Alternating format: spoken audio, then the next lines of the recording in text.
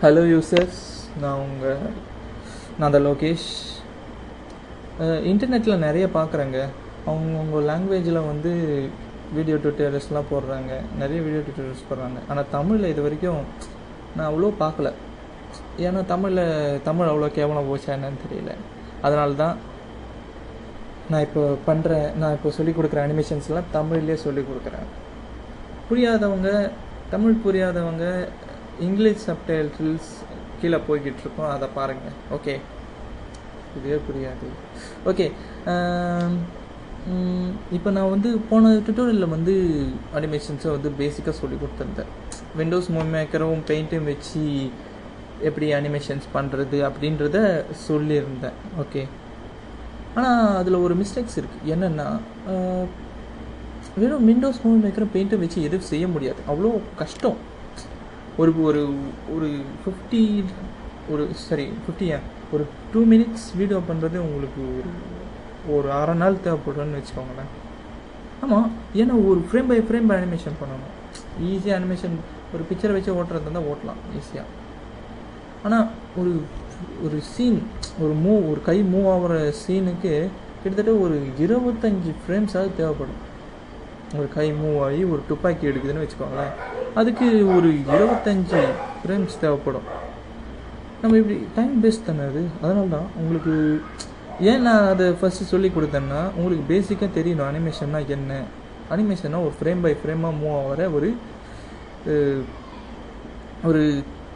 ஒரு பிக்சர்ஸ். அந்த பிக்சர்ஸ் தான் உங்களுக்கு அனிமேஷன் தான் தெரியுதுன்ற சொல்கிறதுக்கு தான் ஃபஸ்ட்டு அந்த டியூட்டோரியல். ஓகே, இப்போது நான் உங்களுக்கு அடுத்து தான் வந்து இன்ட்ரடியூஸ் பண்ணுறதுன்னா, நான் பெயிண்ட்டை விட்டுருங்க. பெயிண்ட்டை உங்களுக்கு ப்ராக்டிஸ் பண்ணுறதா சொல்லிக்கிட்டேன். பெயிண்ட்டையும் விண்டோஸ் மூவி மேக்கர் வச்சு பண்ணுறதை விட்டுருங்க. ஓகே, உங்களுக்கு அடுத்தபடியான சாஃப்ட்வேர் பற்றி நான் உங்களுக்கு சொல்ல விரும்புகிறேன். என்னென்னா, கிஃப் யூஸ் பண்ணி பாருங்கள். உங்களுக்கு கிஃப் அனிமேட்டர் வச்சு ஈஸியாக பண்ணலாம். ஏன்னா நீங்கள் பெயிண்டில் எப்படி பண்ணுவீங்க பாருங்கள். ஒரு பிக்சர் வரைகிறேன், அதை சேவ் பண்ணுறேன்.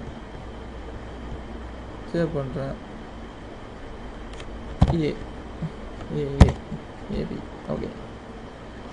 அடுத்த பிக்சர் இப்போ இதை மாடிஃபை பண்ணுறேன், இதை ஒரு கோடு போடுறேன், மறுபடியும் அது ஒரு அனிமேஷன் தானே, மறுபடியும் அதை சேவ் பண்ணுறேன். இப்படி ஒவ்வொன்றும் பண்ணி சேவ் பண்ணால் நம்மளுக்கு டைம் என்ன ஆகுது? கடுப்பு தான் வரும். அதுக்காக தான் நான் வந்து வேறு ஒரு வழி சொல்லலாம். அதான் கிஃப் அனிமேட்டர் யூஸ் பண்ணிங்கன்னா ஒரே லேயர் தான் உங்களுக்கு கிட்டும். உங்களுக்கு நான் என்ன சொல்கிறது, ஈஸி. நான் சொல்கிற கிஃப் அனிமேட்டர் யூஸ் பண்ணி பாருங்கள். அது வந்து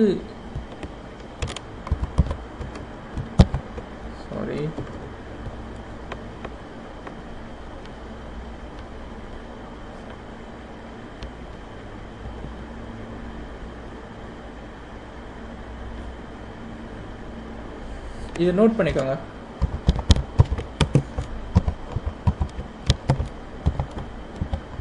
புரியாதவங்களுக்காக தான் நான் ட்ரை பண்ணுறேன். ஓகே, ஈஸி கிஃப் அனிமேட்டர் யூஸ் பண்ணி உங்களால் எல்லாத்தையும் செய்ய முடியும். அதாவது ஒரு ஈஸியாக ஒரு அனிமேஷனை உருவாக்க முடியும். உதாரணத்துக்கு நான் பண்ண அனிமேஷன்ஸ்லாம் பாருங்களேன்.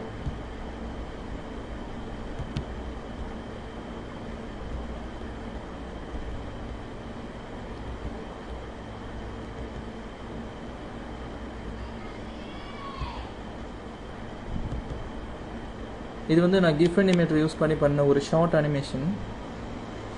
ஒரு மூவி பண்ணலான்னு நினச்சேன், ஆனால் பண்ணல.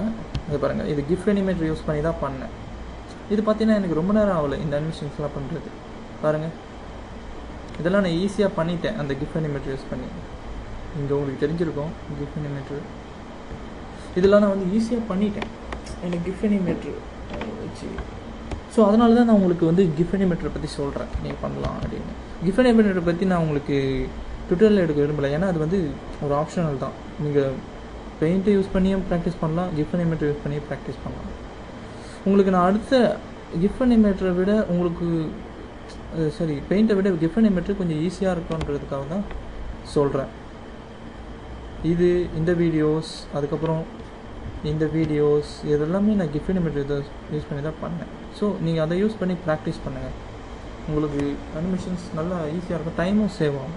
ஓகே, ஆனால் அதில் வந்து உங்களால் மியூசிக்லாம் ஆட் பண்ண முடியாது. ஒன்லி நீங்கள் வந்து பிக்சரை வந்து இந்த மாதிரி அனிமேஷன் தான் பண்ண முடியும். ஸோ நீங்கள் வந்து நல்லா நீங்கள் அதை பண்ணி முடிச்சுட்டு கிஃப்ட் அனிமேஷனை முடிச்சுட்டு அதை வந்து விண்டோஸ் மூவி மேக்கரில் யூஸ் பண்ணி ஆடியோ போட்டு நீங்கள் ப்ளே பண்ணலாம். ப்ளே பண்ணால் உங்களுக்கு மியூசிக் வரும். இதை பாருங்கள், இந்த வீடியோக்கெலாம் எனக்கு இதுவே வரல, மியூசிக் வரல பார்த்தீங்களா? ஏன்னா கிஃப்ட் அனிமேட்டரும் மியூசிக் சப்போர்ட் பண்ணாங்க. ஒன்லி நீங்கள் படம் வரைஞ்சி அனிமேட் பண்ணலாம், அவ்வளோதான். இந்த இவ்வளோ பெரிய அனிமேஷனை நான் அந்த கிஃப்ட் அனிமேட்டர் யூஸ் பண்ணி தான் பண்ணேன். ஈஸியாக இருந்தது, அதனால தான் உங்களுக்கு சொல்கிறேன். அதை யூஸ் பண்ணி பண்ணுங்க. உங்களுக்கு இதை விட இன்னொரு வீடியோவும் காட்டுறேன், அதுவும் நான் ஈஸி கிஃப்ட் அனிமேட்டர் யூஸ் பண்ணி பண்ணது தான்.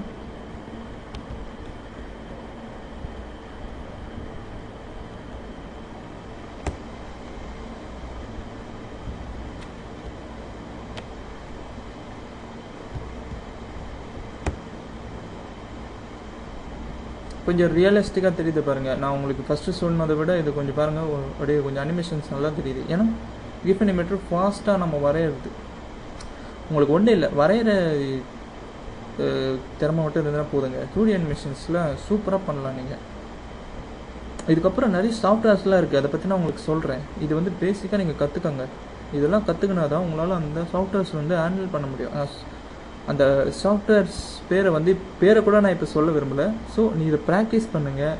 அடுத்த டியூட்டோரியலில் உங்களுக்கு எந்த சாஃப்ட்வேர் யூஸ் பண்ணால் அடுத்த லெவல் உங்களால் அனிமேஷன்ஸ் இன்னும் கொஞ்சம் பர்ஃபெக்டாக பண்ண முடியுன்றதை நான் சொல்கிறேன். ஆனால் ஈஸி கிஃப்ட் அனிமேட்டர்லேயும் சரி, பெயிண்ட் அனிமேட்டர்லேயும் சரி, உங்களுக்கு ஒரு சில ப்ராப்ளம்ஸ் இருக்குது. அது என்னன்னா,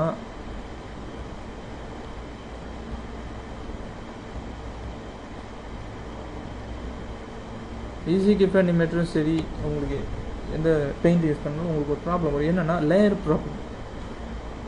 இப்போது உதாரணத்துக்கு என்ன சொல்கிறது, இப்போ ஒரு சீன் காட்டுற பாருங்கள்.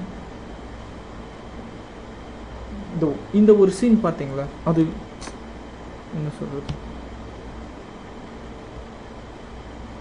பாருங்கள். அந்த ஒரு சீன் பண்ணுறதுக்கு நீங்கள் அந்த இதுவெல்லாம் எரேஸ் பண்ணணும். அங்கே பாருங்கள், இந்த ஒரு சீனெல்லாம் நான் சீன் பை சீன் பண்ணேன், ஒரு பிக்சராக பண்ணுது. ஆனால் உங்களால் பேக்ரவுண்டை மாற்ற முடியாது. இதே மாதிரி இந்த ரோபோட்டையும் மாற்ற முடியாது. அதுக்கு நீங்கள் அழிச்சிட்டு தான் பண்ணணும். ஆனால் இந்த ரோபோட் அழியாமலே நீங்கள் அதை மாற்றணும். உங்களுக்கு வந்து லேயர் ப்ராப்ளம் இருக்கக்கூடாது. நான் சொன்னது கண்டிப்பாக உங்களுக்கு புரிஞ்சிருக்காது, அதனால் ஒரு எக்ஸாம்பிளோட சொல்கிறேன். பெயிண்டில்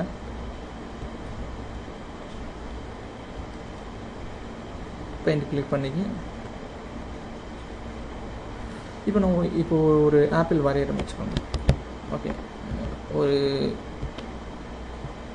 ஒரு ஆப்பிள் கார்ட்டூன் வரைகிறேன். ஆப்பிள் மாதிரியே தெரியும். ஓகே கலர் கொடுக்குறேன். டீட்டெயிலாக சொன்னால் தான் உங்களுக்கு புரியும், அதனால தான். ஆப்பிள் வரைஞ்சாச்சு, அதை வந்து சேவ் பண்ணியாச்சு. ஈஸி கிஃப்ட் அனிமேட்டருக்கும் சேர்த்து தானே நான் இப்போது சொல்கிறேன். அதில் இந்த மாதிரி தான் இருக்கும். ஆப்பிள் இப்போது முக்கியமான விஷயம் அதுதான். இப்போது ஆப்பிள் பிக்சர் வந்துச்சு. இப்போது நான் வந்து இந்த ஆப்பிளுக்கு பின்னாடி நான் இப்போது ஒரு ஆரஞ்சு வரையணும்னு வச்சுக்கோங்களேன். இப்போ பாருங்க, ஒரு ஆரஞ்சு வரைகிறேன் இந்த ஆப்பிளுக்கு பின்னாடி. பாருங்கள், இந்த ஆப்பிளுக்கு பின்னாடி வரைகிறேன் பாருங்கள். என்னால் பின்னாடி வரைய முடியல. நான் வரைகிற அந்த ரவுண்டு வந்து ஆப்பிள் மேலே வரைகிற மாதிரி இருக்குது. ஆனால் எனக்கு வந்து ஆப்பிளுக்கு பின்னாடி தான் ஆரஞ்சு வரணும். பாருங்கள், இது முன்னாடி வந்து என்னால் பண்ண முடியல. அந்த ப்ராப்ளத்துக்கு தான் இந்த 2 ப்ராப்ளமும் வந்து ஈஸி கிஃப்ட் அனிமேட்டர்லேயும் இருக்குது, பெயிண்ட் அனிமேட்டர்லேயும் இருக்குது. லேயர் 1ன்னு வச்சுக்கோங்க. இந்த ஆப்பிள் லேயர் 1, அதாவது ஒரு துணி மாதிரி நினச்சிக்கோங்க. இந்த துணி இந்த ஒரு துணின்னு வச்சுக்கோங்க, ஒரு லேயர். இந்த துணி மேலே ஆப்பிள் வரைஞ்சிருக்கு. இப்போது இன்னொரு துணியை மேலே போடுறோம், ஒரு கண்ணாடி மாதிரி ஒரு துணி. அதுதான் இந்த லேயர், இந்த கண்ணாடி மாதிரி துணி. இதுக்கு வந்து தெரியாது உங்களுக்கு, அதனால் நான் வந்து உங்களுக்கு சொல்கிறேன் சும்மா லேயர் 2 இந்த தெரியாது. இது வந்து லேயர் 2.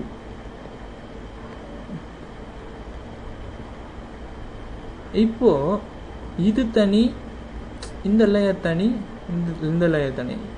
லேயர் 1 மேலே தான் லேயர் 2 இருக்குது. ஸோ ஆப்பிளுக்கு முன்னாடி ஒரு பழத்தை வர வைக்க முடியும், எந்த ப்ராப்ளம் இருக்காது. ஆனால் இதில் நான் பெயிண்டில் இருக்குதுன்னு சொல்லலை, இதுக்கு ஒரு சாஃப்ட்வேர் இருக்குது. அந்த சாஃப்ட்வேரில் இந்த லேயர்லாம் இருக்குது. இந்த லேயர் வச்சு நம்மளால் ஒரு ஆப்பிளுக்கு முன்னாடி ஒரு பழத்தை வர வைக்கலாம்.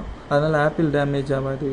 அது ஆப்பிள் பின்னாடி ஒரு பழம் வைக்கலாம், அந்த பழத்துக்கு ஆப்பிளால் டேமேஜ் வராது.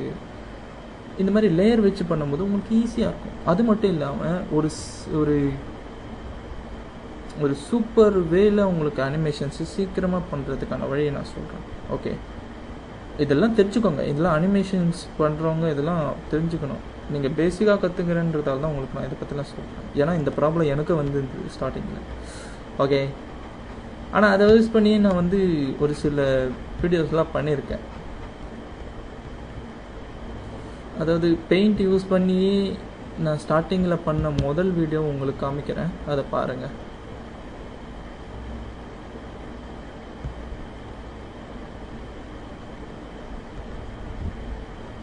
இது வந்து my dear Johnny help to my friend. My dear ஜானின்ற ஒரு வீடியோ வந்து நான் ஃபஸ்ட்டு பெயிண்ட் யூஸ் பண்ணி அனிமேஷன் பண்ணப்போ பண்ணது. யூடியூப்லேயும் இருக்குது அந்த video, my dear Johnny help to my friend. இந்த பிக்சர்லாம் பெயிண்ட் யூஸ் பண்ணி தான் பண்ணேன். இந்த video Windows Movie Maker use பண்ணி தான் பண்ணேன். பாருங்கள், இதில் ஒரு சில பிரச்சனைகள், இதுலேயே ஒரு சில பிரச்சனைகள்லாம் உனக்கு காட்டுறேன். பெயிண்ட்லால் என்னென்ன பிரச்சனை வரும் நீங்கள் பார்த்துக்கோங்க. இதெல்லாம் ஒரு ஃப்ரேம் பை ஃப்ரேம் ஒரு பெயிண்ட்டை நான் வரைஞ்சி இந்த மாதிரி பண்ணது. இதெல்லாம் இந்த நாய் தலை திரும்பது கூட ஒரு 2 பிக்சர் தான், அதே இப்படி சேவ் பண்ணி வரைஞ்சது.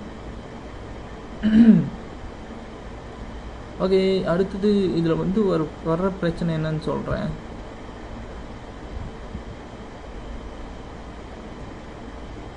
பாருங்கள், இந்த சீனில் பாருங்கள், நாய் வந்து ஒரு கேனை கீழே போடும்.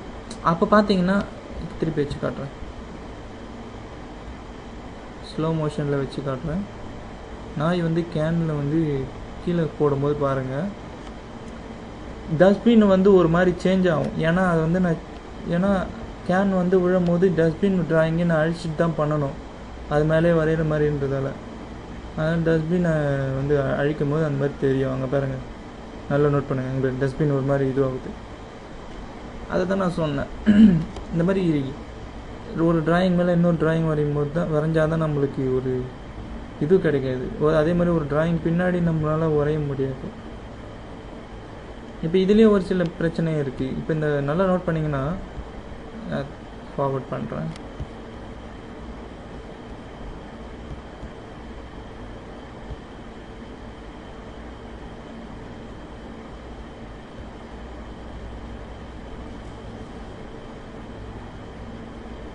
இதில் பாருங்கள், பூனையோட கண்ணு ஒரு இடத்துல வரும், எல்லோ கலரில் பாருங்கள். இது பார்த்துட்டே இருங்க.